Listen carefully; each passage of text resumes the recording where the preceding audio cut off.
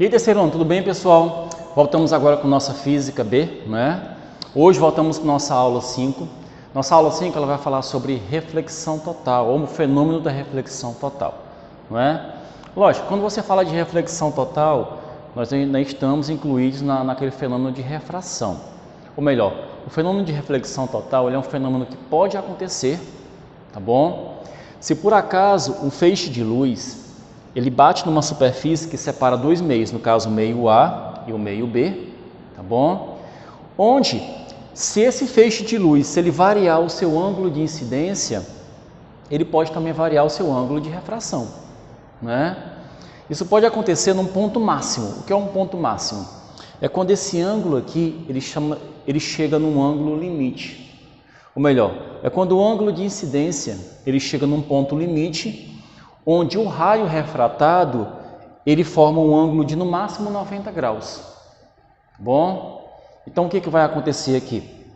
Você pode observar que nesse caso aqui, eu não posso passar desse ângulo de 90 graus aqui no caso do ângulo refratado. Por quê, professor? Porque se por acaso esse raio verde, você pode observar que se ele descer mais ainda, esse raio verde aqui, olha, se ele descer mais ainda, você pode observar que ele vai gerar um fenômeno de reflexão. Esse raio aqui, olha, nós temos aqui o primeiro raio, formando o primeiro ângulo, né? Primeira abertura. Esse raio vai descendo. Você pode observar que esse raio ele vai descer. Ou melhor, esse ângulo vai aumentando. Lógico que o ângulo também aqui de refração ele vai aumentar. Chega num ponto onde esse raio verde, tá? Ele sofre uma refração e ele fica aqui, olha, ele plana bem na superfície, tá? Formando um ângulo máximo de 90 graus, um ângulo de refração. Se você observar, esse quarto raio aqui, ele pode descer. Só que se ele descer mais, ele vai gerar um ângulo, só que vai gerar um ângulo de reflexão aqui. Ele já não gera mais um ângulo de refração. Tá bom? Por isso nós chamamos de reflexão total. O fenômeno de refração ele deixa de acontecer, tá bom? Professor, existe uma regrinha aqui para a gente trabalhar essa questão do fenômeno de reflexão total? Sim. O raio tem que sair de um meio, tá? Ele vai sair do meio mais refringente. Ele vai sair do meio mais refringente para o meio menos refringente, tá bom?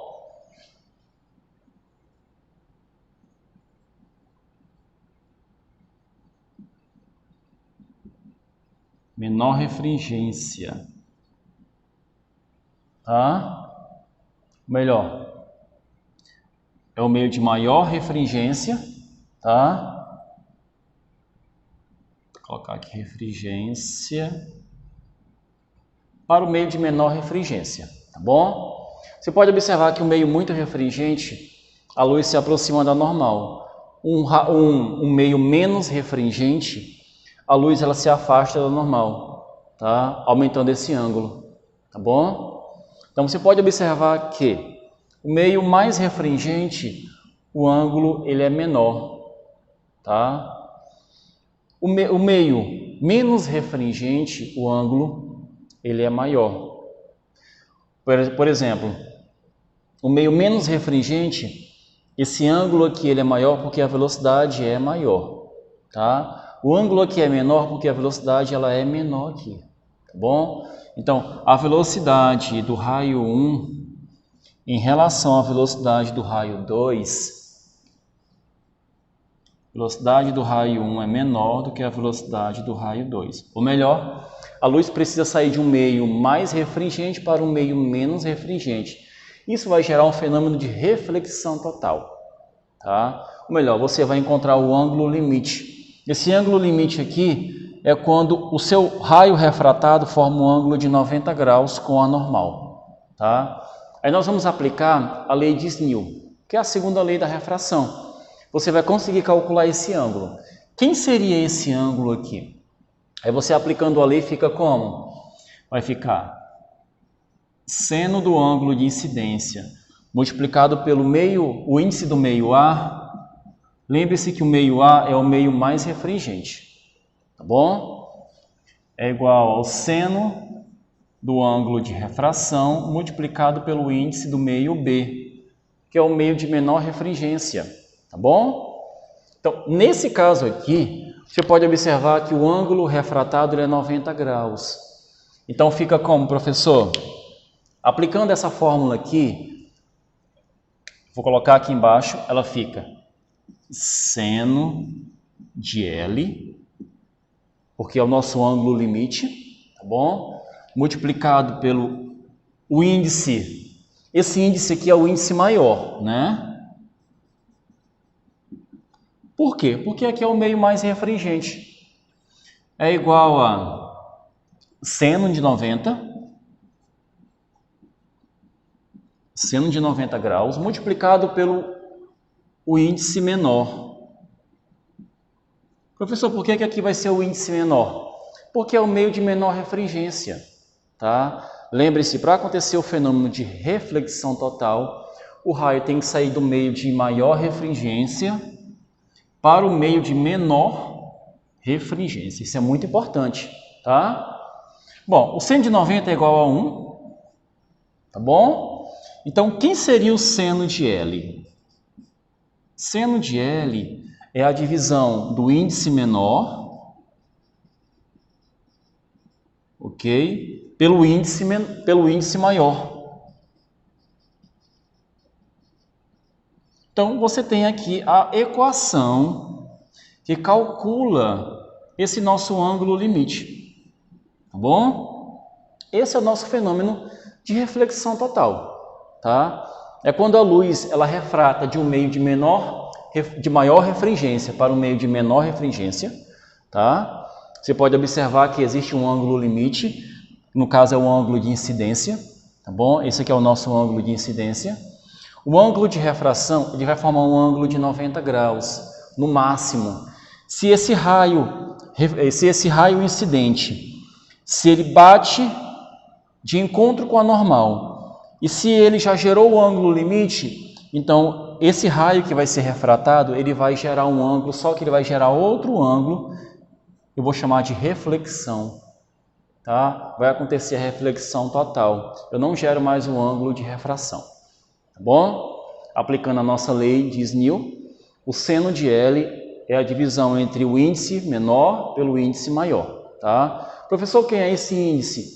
É o índice de refração do meio. Quanto menor o índice, menor a refringência do meio. Quanto maior o índice de refração, maior a refringência do meio, tá? Bom, essa aqui é a nossa explicação sobre reflexão total, tá? A gente vai aplicar agora em uma questão que é da nossa apostila, tá bom? Pega sua apostila aí, vamos lá. Nós temos aqui a primeira questão do em classe. Ela está contida aqui na página 367, 368, ok? Ela fala o seguinte: além dos satélites, os cabos ópticos submarinos são importantes vias de transmissão de informações a longas distâncias. Esses cabos transportam imagens, sons e outros dados que foram codificados em sinais eletromagnéticos. Cabos ópticos são feixes de fibras ópticas por onde transmitem ondas eletromagnéticas em ambos os sentidos. Em alguns cabos é possível transportar informações a uma taxa de terabytes por segundo. Nesse caso aqui, são de 10 elevado a 12 bits por segundo. Bem superior, por exemplo, ao que comporta um satélite que tem capacidade média de 60 gigas por segundo, 60 gigabytes por segundo, né? Lembre-se que 1 terabyte ele equivale a 1000 gigabytes, tá? Então, enquanto uma fibra ótica consegue transportar 1000 gigabytes por segundo, você pode observar que um satélite ele consegue transportar no máximo 60 gigabytes por segundo, não é? Bom, continuando a questão, ela fala o seguinte: os cabos modernos têm quase 7 centímetros de diâmetro e cerca de 10 kg por metro. Em 2016, os cabos submarinos ligavam todos os continentes da Terra, exceto a Antártida. O principal funcionamento de uma fibra óptica é submeter uma onda eletromagnética a sucessivas reflexões totais na interface entre o núcleo e a casca da fibra. Bom, uma fibra óptica, pessoal, ele tem algumas camadas, tá? Só que para que a fibra, ou essa conexão, que na verdade ela é um feixe de luz, para que essa conexão ande, ela precisa sofrer várias sucessivas reflexões totais dentro da fibra óptica. Bom, ou melhor, a luz ali ela está sofrendo uma refração, só que de acordo com a angulação da fibra, né, você pode observar que ela acaba sofrendo uma reflexão total. Ela sofre ao mesmo tempo uma refração e uma reflexão dentro da fibra, que é formada por vários tubos ou por várias camadas, tá? Continuando. Um dos maiores desses cabos é o Siame 3, o I3, né? Com aproximadamente 39 mil quilômetros de extensão. Esse cabo parte da Alemanha e tem conexões e ramificações com outros 32 países. Um de seus ramos atinge a Coreia do Sul e outro, a Austrália e outro, a Austrália, né? Bom, considere que o núcleo da fibra que compõe esse cabo tenha índice de refração 1,5. Bom, nesse caso aqui a questão já começa a nos informar alguns dados, tá? Ela fala o seguinte: considere que o núcleo das fibras que compõem esse cabo tenha índice de refração 1,5. Então, gente, na nossa questão aqui, esse índice ele é igual a 1,5. Tá bom? É o índice do cabo. E que as cascas dessas fibras tenham índice de refração igual a 1,2. Lógico, a luz quando ela bate nessa casca, ela passa do índice maior para o índice menor. Ou melhor, eu vou chamar de N1, aqui eu vou chamar de N2, que é o índice menor.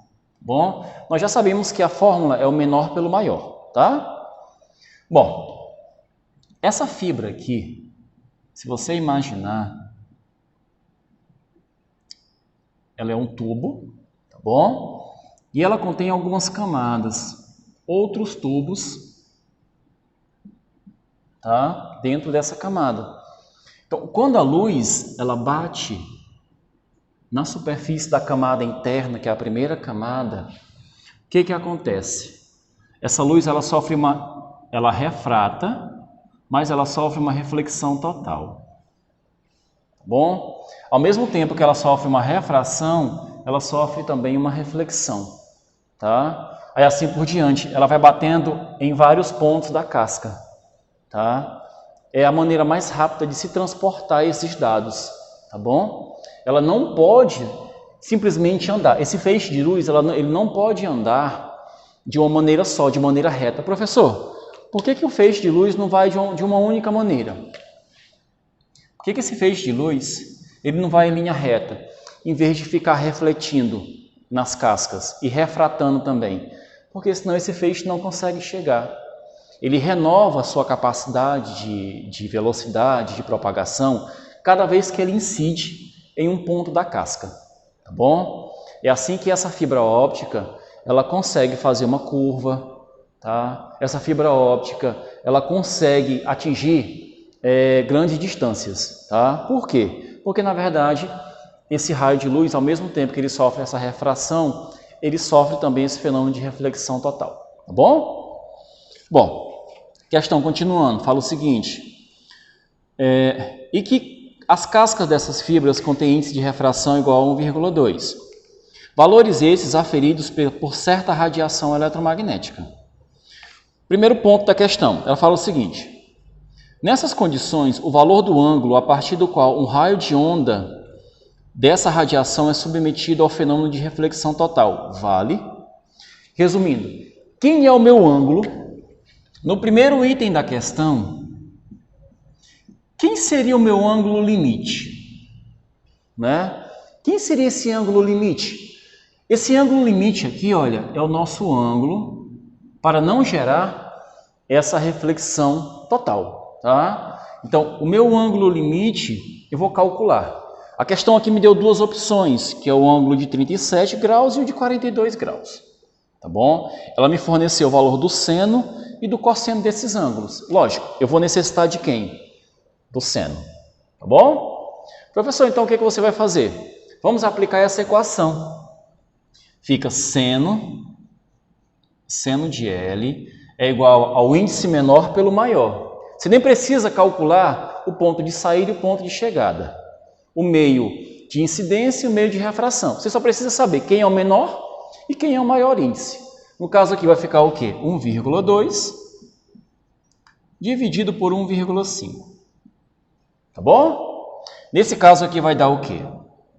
Isso aqui é a mesma coisa que 12 dividido por 15. Tá bom?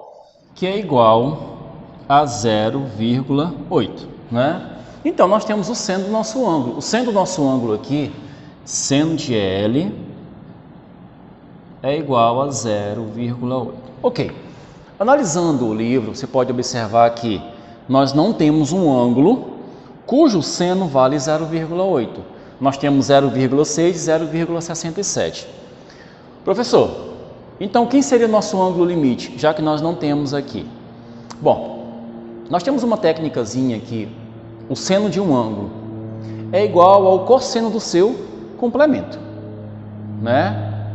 Então, por exemplo, eu sei que esse seno aqui, eu sei que o cosseno, tá bom, de 90 menos L é igual a 0,8.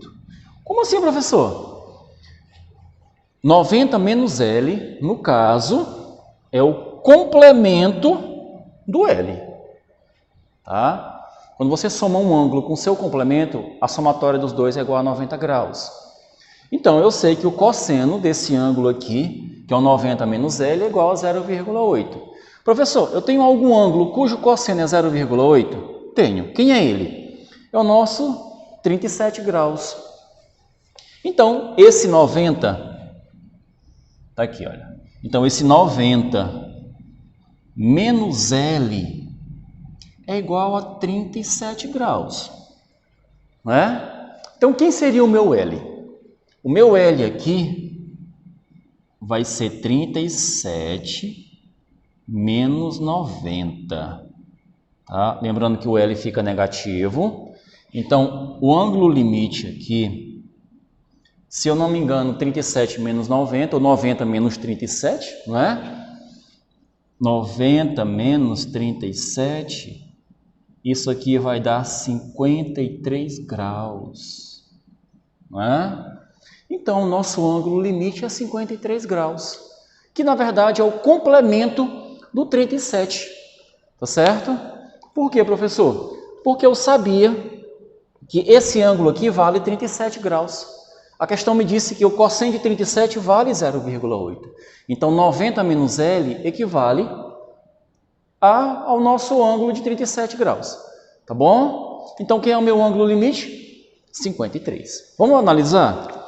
Nossa alternativa correta é a letra E. Exatamente, nossa letra E.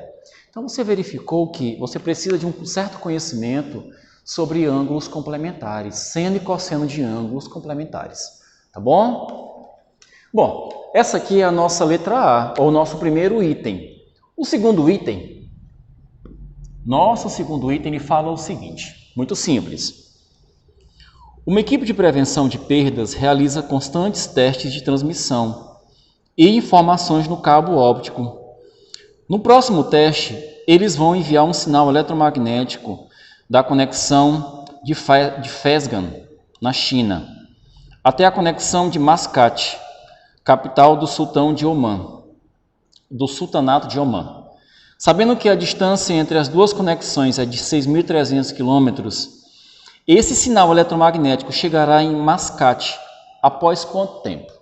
Né? Lembrando que a velocidade da luz, lembre-se que a velocidade da luz é 3 vezes 10 elevado a 8 metros por segundo. Bom, eu quero saber em quanto tempo esse raio chega ou essa onda eletromagnética vai chegar lá em Mascate, tá bom? Primeiro, eu preciso calcular a velocidade do raio, tá? Do sinal. Então fica o índice é a velocidade da luz pela velocidade do raio no meio, né? No caso aqui, o nosso índice é o índice do raio. No caso, é 1,5, tá? A questão fala o seguinte, ó. Ele quer saber esse elemento. No caso, o nosso raio vai ter o índice de 1,5. Então, fica V é igual a 3 vezes 10 elevado a 8 dividido por 1,5. Bom, que no caso é o nosso índice. Então, na verdade, a velocidade do raio é 2 vezes 10 elevado a 8 metros por segundo, né? Eu acabei de calcular essa velocidade, tá certo? Bom, para calcular essa velocidade não me serve, eu quero calcular a distância. Você vai usar qual fórmula? Aí fica velocidade é a variação de espaço pela variação de tempo, não é? Bom, então, para me achar o tempo, de propagação, eu vou dividir o espaço percorrido pela velocidade. No caso aqui, nós vamos dividir o quê? Nós vamos dividir o espaço, no caso que ele me falou que são 6.300 quilômetros. Nós vamos passar isso para metros. 6.300 quilômetros equivale a 6.300.000 metros. Né? Colocando isso em notação científica, isso vai ficar 6,3 vezes 10 elevado a 6. Né? São 6 casas. 1, 2, 3, 4, 5, 6 casas. Metros. Tá bom? Jogando na nossa fórmula, fica como? No caso vai ficar o quê? 6,3 vezes 10 elevado a 6, dividido por 2, vezes 10 elevado a 8. Não é? Bom, eu vou dividir o 6,3 pelo 2. Vai dar quanto, professor? Vai dar 3,15 vezes 10 elevado a menos 2 segundos. Professor, não tem essa resposta aqui não, cara. Relaxa, tá? Isso aqui equivale ao quê? Isso equivale a 0,0315 segundos. Não é? Então significa o quê? Você pode observar que isso aqui, esse cálculo aqui, ele vai calcular esse tempo que é baixíssimo, é quase instantâneo, não é? Ou melhor, ele quase que não existe uma diferença. Você pode perceber que isso aqui são 3,15 centésimos de segundo, tá? Ou melhor, 0,0315 segundos. Nossa alternativa correta aqui é a nossa letra A, né? Ou melhor, o tempo de saída de um ponto para o outro, percorrendo esses 6.300 quilômetros, equivale a 0,0315 segundos. Ok, pessoal? Bom, vamos ficar hoje por aqui, tá certo? Essa foi a nossa questão de revisão. Retorno com vocês para trabalhar com espelhos esféricos, tá? Possivelmente também, logo em seguida, a gente vai trabalhar com lentes e assim por diante. Tá certo, galera? Então, um forte abraço e até a próxima aula.